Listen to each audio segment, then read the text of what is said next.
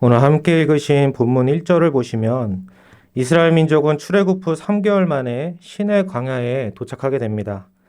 그리고 2절 말씀과 같이 그곳에 장막을 쳤는데 그곳에 있는 산 앞에 장막을 쳤습니다. 이곳은 출애굽기 3장에서 하나님이 모세를 부르신 곳입니다. 그리고 하나님은 모세에게 출애굽기 3장 12절에서 이렇게 말씀하셨습니다. 하나님이 이르시되 내가 반드시 너와 함께 있으리라.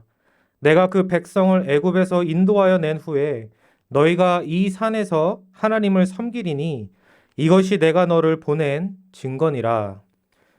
하나님은 오래전 모세에게 하신 약속을 잊지 않고 지키셔서 오늘 함께 읽은 본문 말씀처럼 이스라엘 민족을 모세에게 말씀하신 곳으로 인도하셨습니다. 모세는 하나님의 이러한 성취와 인도하심을 알고 오늘 본문 3절 말씀처럼 그곳에 도착하자마자 하나님 앞으로 올라갔습니다.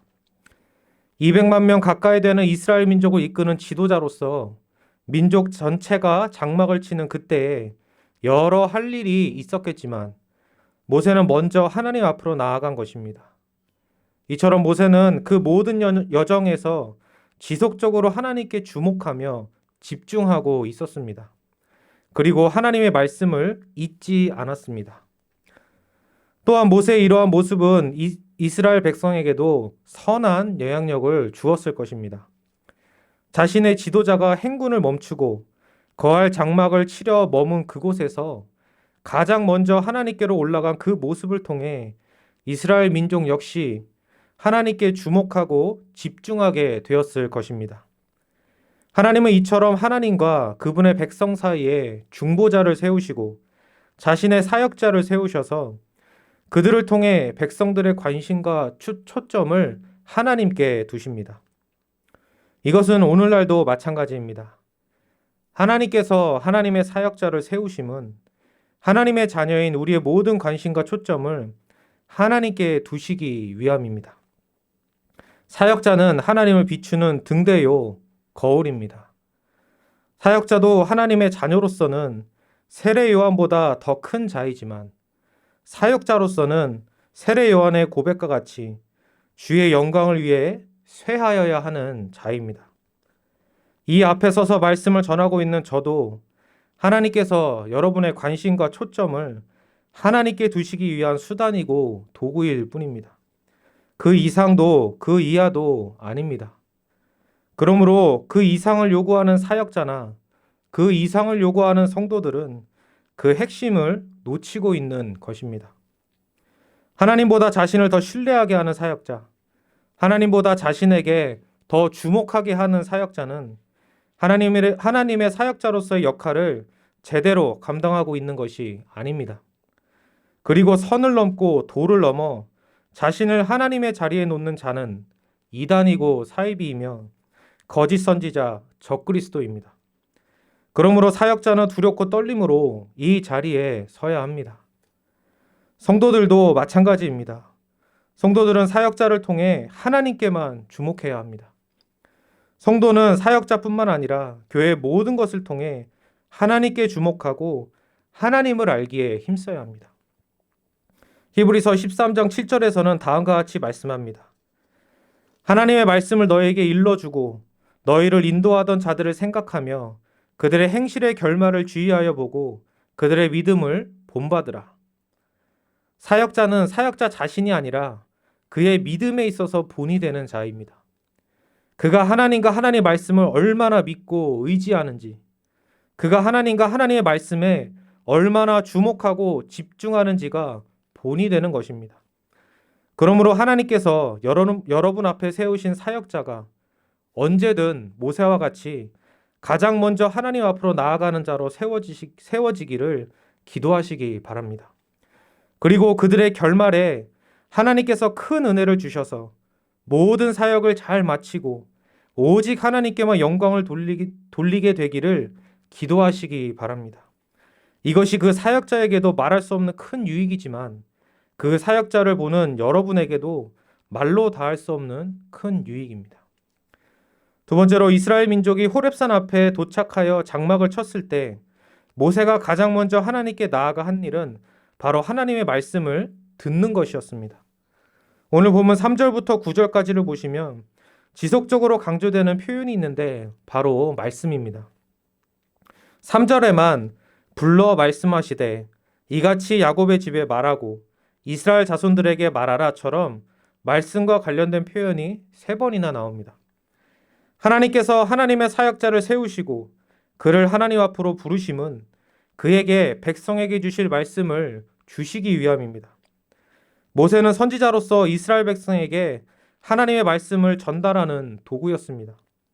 그리고 이후 하나님께서 세우신 사역자들 모두 하나님의 말씀을 전달하는 도구요 통로였습니다. 그래서 사도행전 6장 2절로부터 4절을 보시면 12사도는 이렇게 말합니다. 12사도가 모든 제자를 불러 이르되 우리가 하나님의 말씀을 제쳐놓고 접대를 일삼는 것이 마땅하지 아니하니 형제들아 너희 가운데서 성령과 지혜가 충만하여 칭찬받는 사람 7을 택하라.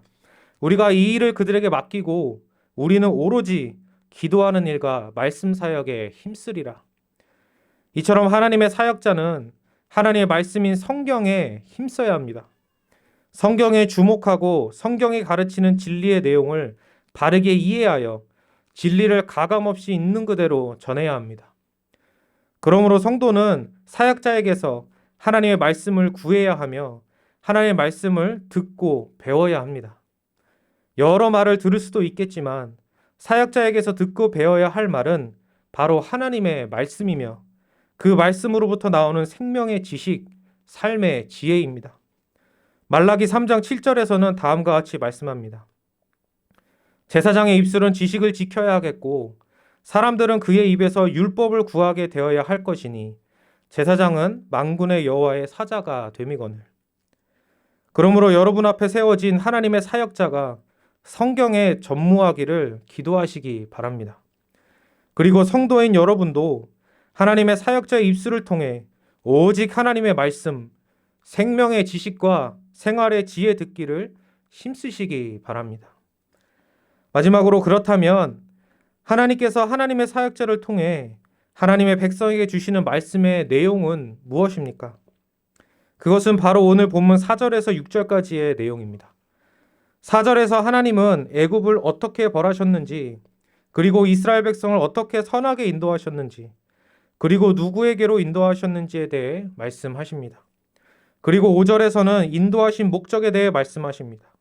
그리고 6절에서는 인도하신 목적의 결과가 무엇인지에 대해 말씀하십니다. 이 중에서 오늘은 4절 말씀을 함께 살펴보고 마치겠습니다. 4절을 보시면 하나님은 이스라엘 민족을 압제하고 있던 애굽을 벌하셨고 동시에 이스라엘 민족은 구원하시어 인도하셨는데 바로 하나님 자신에게로 인도하셨습니다. 사실 이것이 핵심되는 내용인데 이것은 다음 시간에 살펴보도록 하겠습니다. 하나님이 이스라엘 민족을 하나님 자신에게로 인도하실 때 사용하신 수단이 있는데 그것은 바로 4절에 나오는 독수리 날개입니다. 이 독수리 날개는 성경 여러 곳에서 나타납니다. 신명기 32장 11절과 12절을 보시면 마치 독수리가 자기의 보금자리를 어지럽게 하며 자기의 새끼 위에 너풀거리며 그의 날개를 펴서 새끼를 받으며 그의 날개 위에 그것을 엎는 것 같이 여호와께서 홀로 그를 인도하셨고 그와 함께한 다른 신이 없었도다 라고 말씀하며 이사야 40장 31절을 보시면 오직 여호와를 앙마하는 자는 새 힘을 얻으리니 독수리가 날개치며 올라간 같을 것이요 다른 박지라 해도 곤비하지 아니하겠고 걸어가도 피곤하지 아니하리로다 라고 말씀합니다.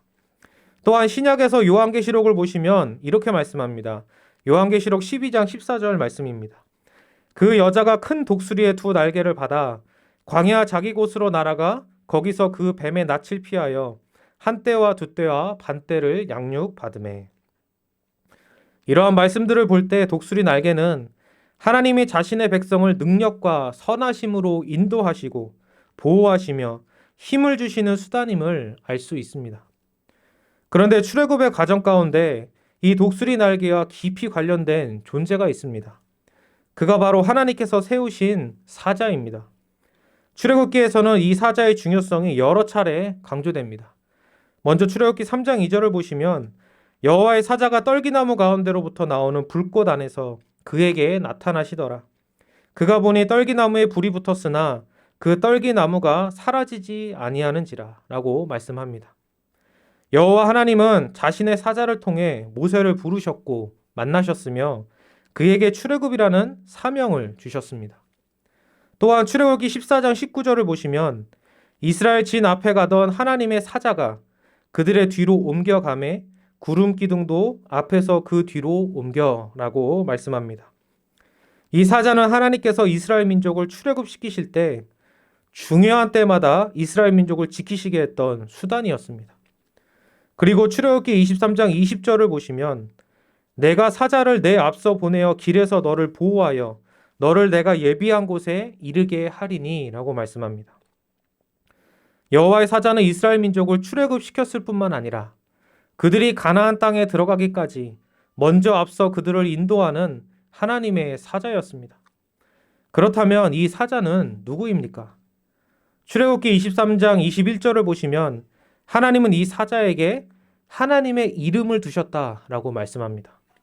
하나님의 이름을 소유하며 하나님의 구원 사역을 감당하는 사자는 바로 선지하신 그리스도입니다. 성육신 이전 아담과 하와의 타락 직후부터 여자의 후손으로서 창세전 계획하신 하나님의 구원 사역을 친히 행하신 하나님의 독생자 예수 그리스도이신 것입니다. 하나님은 중보자 예수 그리스도를 통해 자신의 백성을 보호해 주셨고 하나님께로 선하게 인도하셨습니다. 하나님은 그리스도를 통해 이스라엘 백성을 고통받던 애굽에서 건져 주셨습니다. 또한 그들을 추격하던 애굽의 군대로부터 구름 기둥과 불 기둥으로 지켜 주셨고 홍해를 가르신 후 벽처럼 선 물 사이로 지나게 하셨습니다. 이때도 그리스도는 여호와의 사자로서 그들을 보호해 주셨고 이스라엘 민족에 앞서서 그들과 함께 그들을 위해 홍해를 건너셨습니다.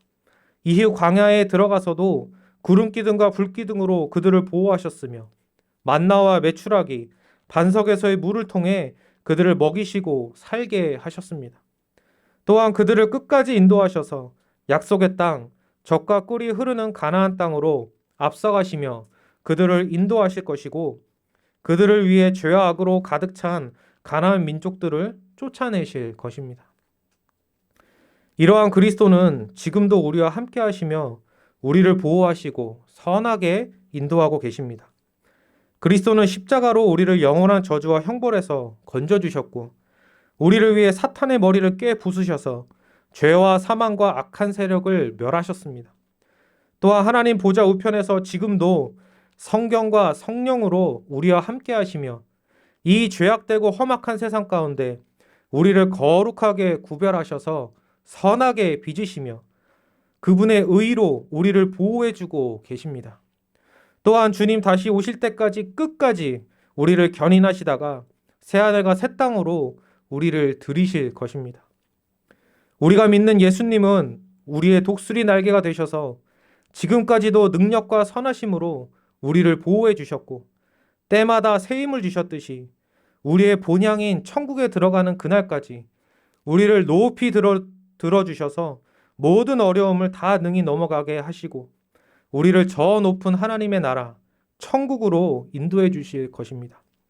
이를 위해 예수님은 우리의 머리로서 우리 앞서 천국에 들어가 계시며 우리 앞서 행하시며 우리를 선한 길로 인도하시고 우리를 새하늘과 새 땅으로 인도해 주실 것입니다.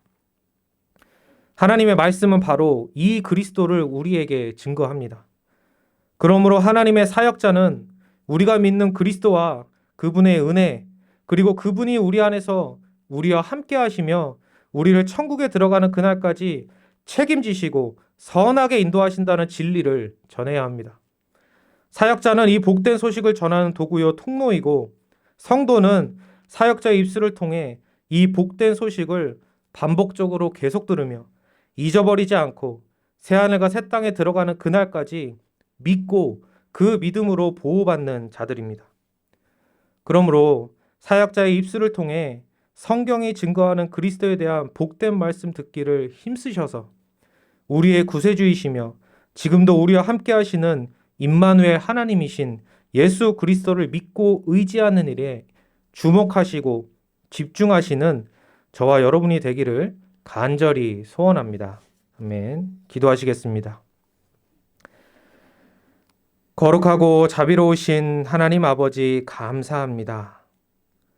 저에게 사역자를 주시고 주의 말씀 주셔서 저의 모든 마음과 생각을 하나님께 주목하게 하시고 예수 그리스도 저희의 구세주께서 저희를 위해 구원을 다 이루시고 그 구원을 선물로 주시고 지금도 저희와 함께 하시며 천국으로 그 선한 길을 인도하여 주신 은혜를 알게 하시니 감사합니다.